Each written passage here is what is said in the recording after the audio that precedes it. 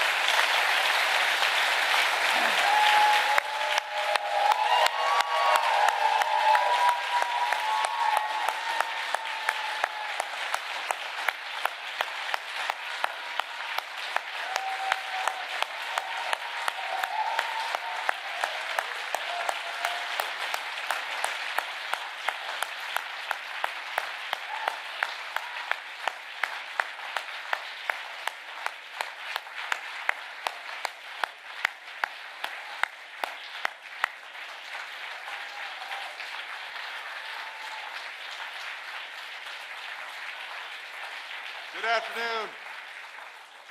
If I didn't say anything, this would go on all afternoon, for good reason. Mr. President, it is an honor to welcome you back to the State Department. On day one of this administration, you shared a few things with me. You told me something that we long discussed, reminded me that American engagement, American leadership is essential.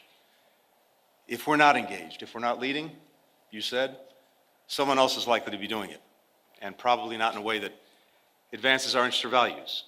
Or maybe no one's doing it, and then we're likely to have a vacuum filled with bad things before it's filled with good things. But the other thing you told me, Mr. President, was that there's a greater premium than ever before on finding ways to cooperate, to coordinate, to work with other countries, if we're going to get done what we need to get done for the American people. And so you instructed me, you instructed all of us to get out there, to rebuild, to rejuvenate, even to reimagine our alliances and partnerships. And I remember what you told me then. You said, we don't know when this is going to make a difference, when we're going to need these friendships, these partnerships, but someday, some way, somewhere, they're going to be critical for advancing the national interest. And that's exactly what the men and women of this department have done. And we've been able to carry out that charge for two reasons. First, the people you see before you, and so many others who are out in the field at our embassies and consulates. You said when you came here 4 years ago that the leadership of diplomats of every stripe doing the daily work of government is essential, and they proved it. That daily work has become nightly work, 24/7, 7 days a week, hammering out agreements, jumping into action in crisis, creating opportunities for our citizens around the world, producing expert advice for you and your team at the White House. Everyone here knows this work can be tough. It's often not very glamorous, but it makes us stronger. It makes the world a better place. And we simply couldn't do it without the extraordinary men and women that you have before us, as well as our remarkable partners in government, starting with the great White House team led by Jake Sullivan, my friends and colleagues from across the administration, the Secretary of Defense, Samantha Power at USAID, the Secretary of the Treasury, Commerce, and so on. All of these partnerships that we built and built with their teams have made a difference. So to all of my colleagues, thank you. Thank you for your friendship. Thank you for your partnership. There's one other reason that we've been able to re-engage and rejuvenate our diplomacy. Mr. President, that's you. You have never wavered in the conviction that when America leads, when America engages, there is little we cannot accomplish, and that this country remains a force for good, a force for progress around the world. Your unshakable belief in the promise of America has inspired me for more than 20 years. It's inspired so many people in this department and around the world. Simply put, it's been the privilege of my lifetime to work for you, to work with you, to work with this extraordinary team that you've assembled. And it's the honor of a lifetime to be able to introduce, one more time, the 46th President of the United States, Joe Biden.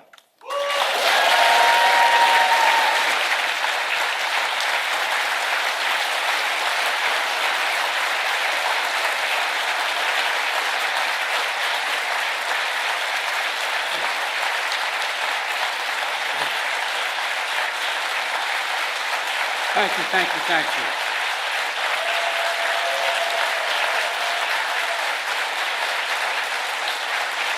Thank you. Thank you, thank you, please, thank you. Thank you, thank you, thank you. It's good to be back at the State Department. Tony, if I may start by saying this, you're one of the finest men I've ever known in any undertaking, for one important reason. You're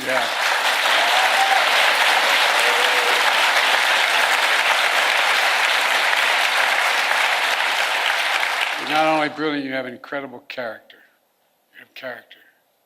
You have more integrity than almost anybody I know. Thank you for always sticking with me. Appreciate it. Folks, I'm grateful for his counsel and his friendship as well, but I also want to thank the members of my cabinet and the members of the Congress who are here today, and to all our diplomats, and development experts, service members, and intelligence professionals. Many of the achievements we're going to discuss today were the result of your hard work, and that's not hyperbole, it's true. Thank you, thank you, thank you, thank you for your extraordinary service. I come here to the State Department to report on to the American people on the progress we've made in the last 4 years in our foreign policy and our presidency. I've said many times, we're at an inflection point. The post-Cold War period is over. A new era has begun. In these 4 years, we faced crises that we've been tested. We've come through those tests stronger, in my view, than we entered those tests. This is a fierce competition underway. The future of the global economy, technology, human values, and so much else. Right now, in my view, thanks to our administration, the United States is winning the worldwide competition. Compared to 4 years ago, America is stronger. Our alliances are stronger. Our adversaries and competitors are weaker. We have not gone to war to make these things happen. During my presidency, I've increased America's power at every dimension.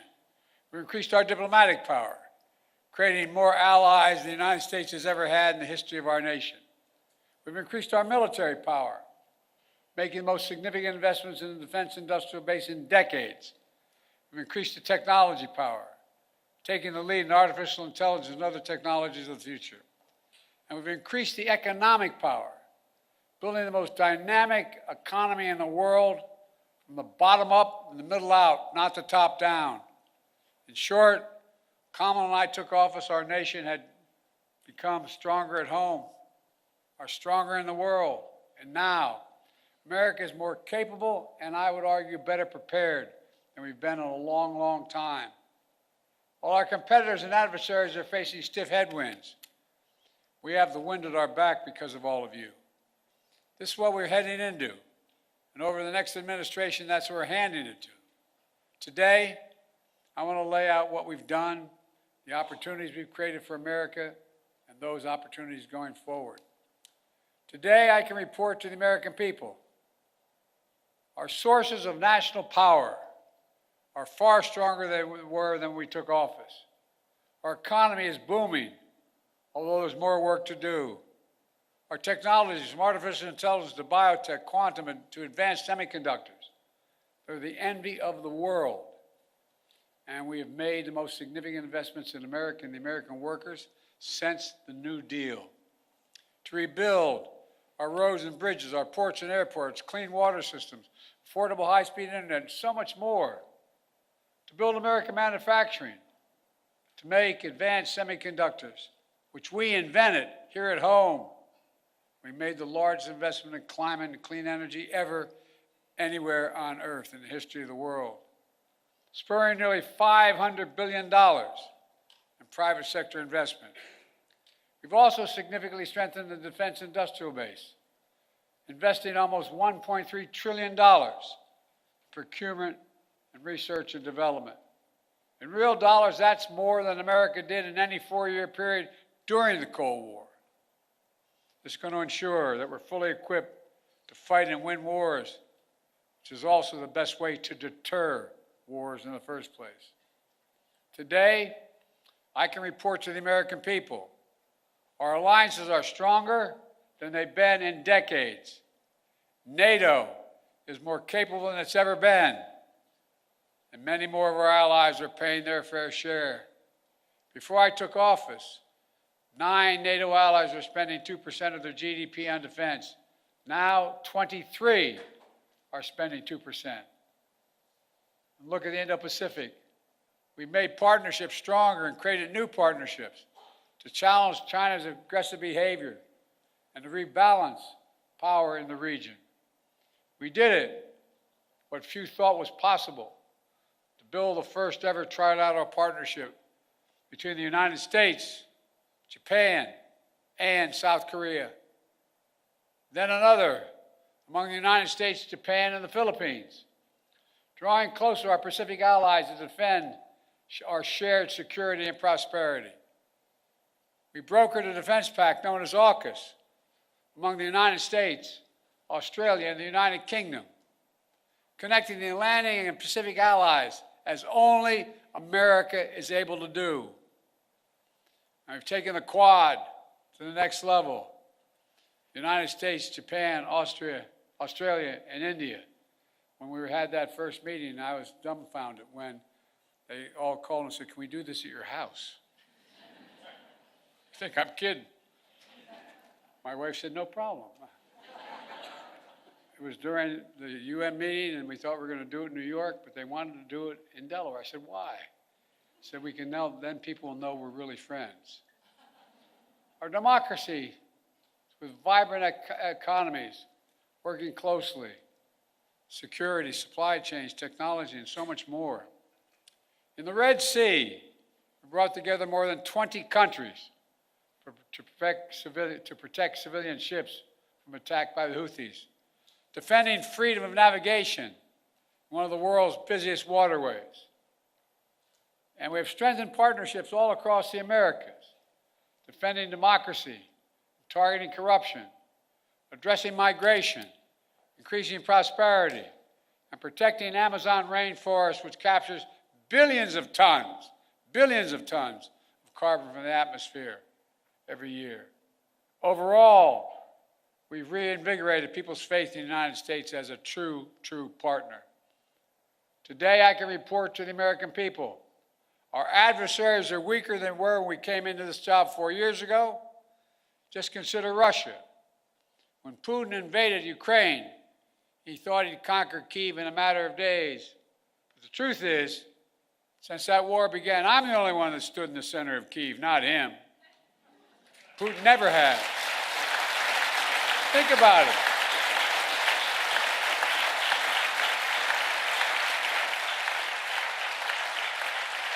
It was a long train ride, but I'm the only commander-in-chief to visit a war zone not controlled by U.S. forces. We helped Ukrainians stop Putin.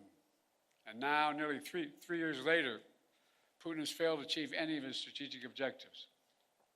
He has failed thus far to subjugate Ukraine, failed to break the unity of NATO, and failed to make large territorial gains. There's more to do. We can't walk away.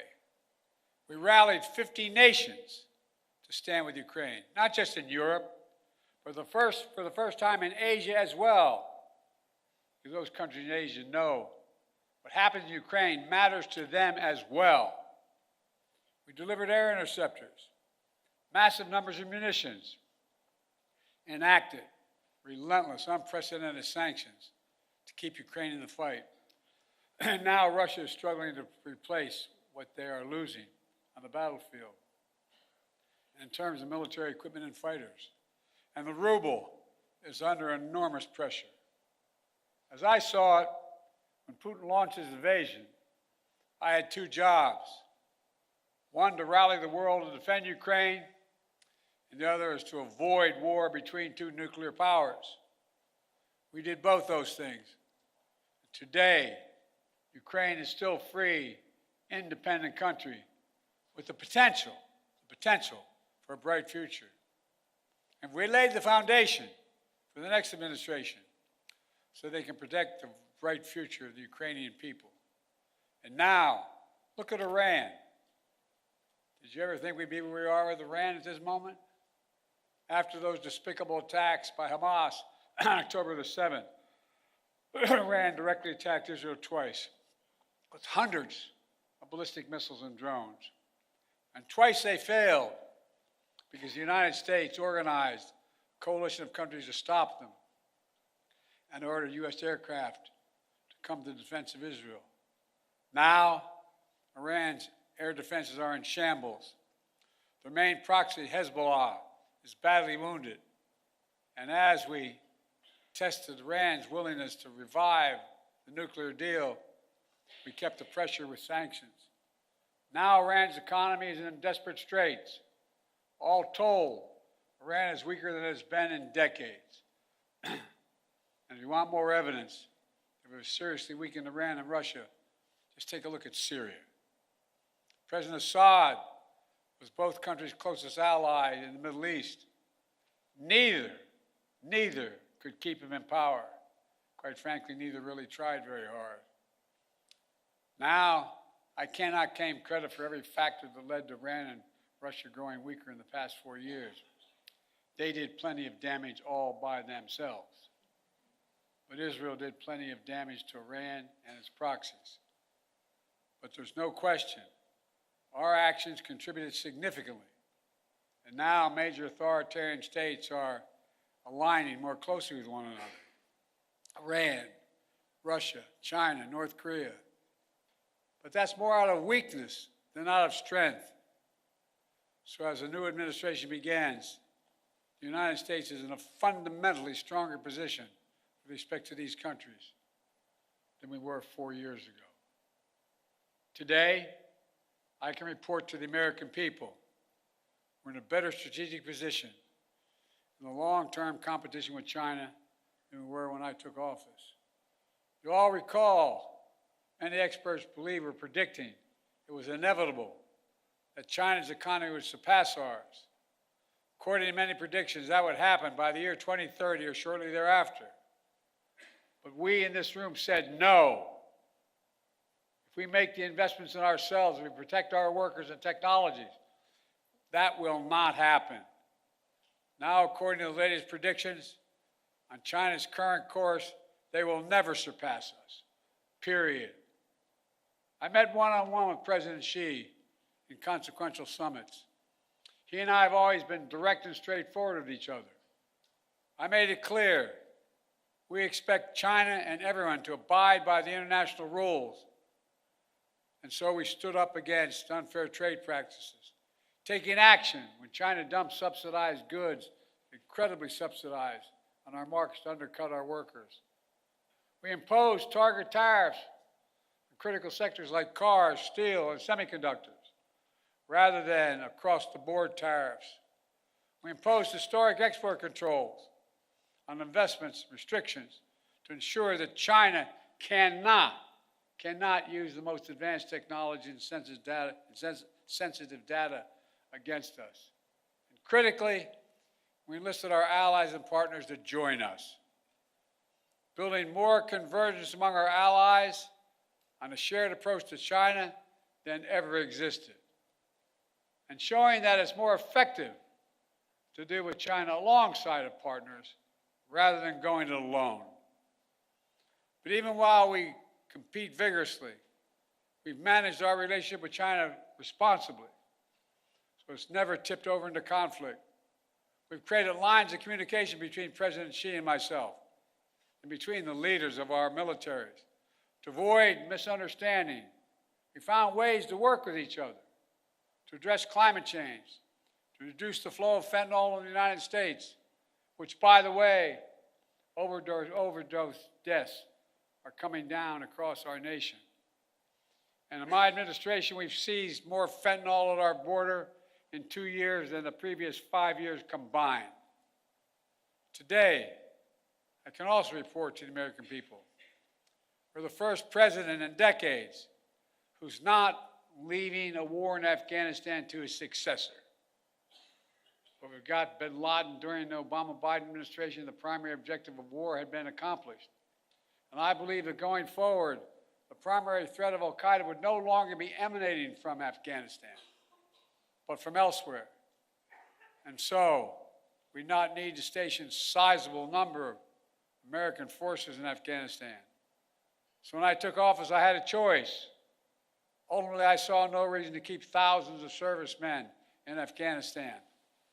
I think I have my schedule with me, and I keep on my, I don't here, I don't have, but I keep on the back of my card the actual number of dead and wounded that occurred in our longest war, to remind myself. Keep spending hundreds of millions of dollars a day. We're no longer doing that. In my view, it was time to end the war and bring our troops home, and we did. I commend the courage of all those who served in Afghanistan. We grieve all 2,461 Americans who made the ultimate sacrifice in the longest war in American history. And I grieve those brave service members whose lives were lost during the withdrawal. We also thank those inside and outside of government who have done so much to help thousands of Afghan families resettle in the United States. Remember, critics said if we ended the war, it would damage our alliances and create threats to our homeland from foreign-directed terrorism out of a safe haven in Afghanistan. Neither has occurred. Neither has occurred. And our alliances have stayed strong. We've used our over-the-horizon capabilities to strike in Afghanistan and elsewhere when we had to. For instance, eliminating Zawahiri, the leader of al-Qaeda, who helped orchestrate the September 11th attacks. And we did it without putting more American boots on the ground. And by ending the war, we've been able to focus our energy and resources on more urgent challenges. There is nothing, I can tell you from my conversations with both Xi and Putin, nothing our adversaries and competitors like Russia and China would have liked more than seeing us to continue to be tied down in Afghanistan for another decade. For all those reasons, ending the war was the right thing to do, and I believe history will reflect that. And from the moment I entered office, I also worked to free as many Americans as possible being held hostage or wrongfully detained overseas. We brought home more than 75 Americans by last count. In some cases, it took months, even years of effort, like the prisoner swap with Russia over the past summer. A feat of diplomacy involving many of you and involving multiple countries who joined complex negotiations at our request. Another example of the power of our alliances. We did not have these relationships, those women and women would likely still be in prison. And finally, I can report to the American people that we restored our leadership in a range of other generational priorities. When I took office, we were no longer part of the International Climate Agreement. We announced on day one that we would join the Paris Accord, rejoin. And we've led by example. We've conserved hundreds of millions of acres of land and water, more than any president in American history, making investments in clean energy and convincing other nations to join us. Thanks to our efforts, the world has reached the goal of investing $100 billion every year in public and private funds to reduce greenhouse emissions, to drive down the cost of clean energy, to help developing nations adapt to climate change. Our administration has launched a transformative initiative to build high-impact infrastructure in developing nations. It's called PGI. You all know that better than anyone. This is our alternative to what China offers with its massive projects across Africa and beyond. But their approach features no workers' rights, no environmental protections, unmanageable debt, shoddy construction, all in exchange for military access to ports and other exploitative purposes. By contrast, we've leveraged $600 billion and unleashed the private sector to build an infrastructure in order to grow economies and combat climate change. As an example, I was recently in Angola to see a major project being built with the help of American public funding, which brought in even more private investment. We're building the first ever transcontinental railroad across Africa.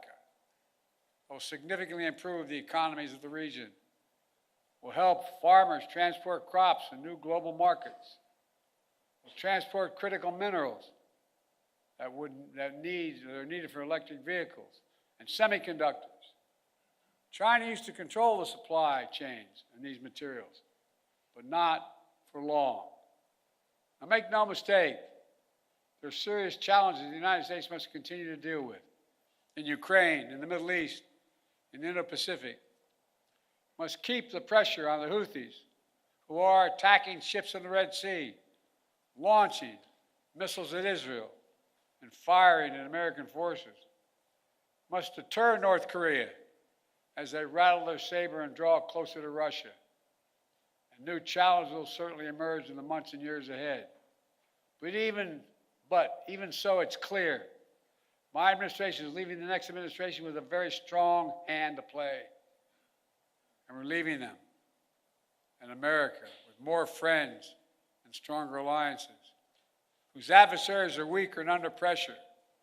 An America that once again is leading, uniting countries, setting the agenda, bringing others together behind our plans and visions.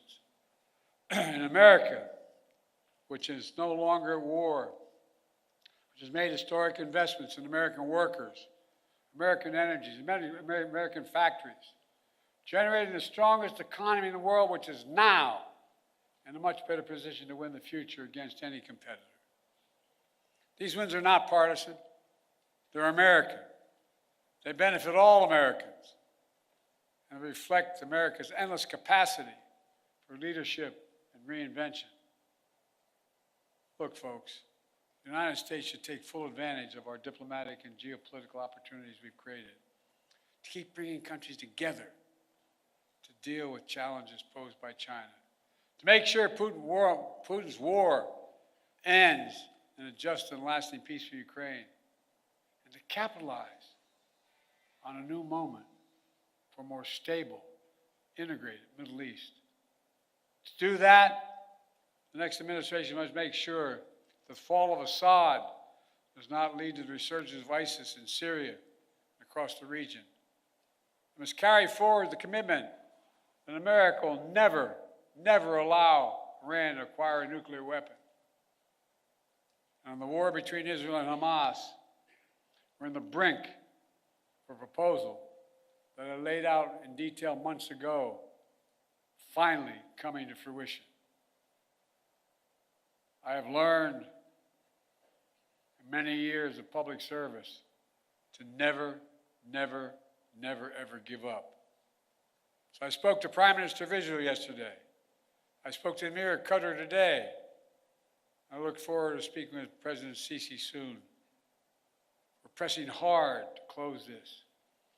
The deal we have structured would free the hostages, halt the fighting, provide security to Israel, and allow us to significantly surge humanitarian assistance to the Palestinians who've suffered terribly in this war that Hamas started. They've been through hell.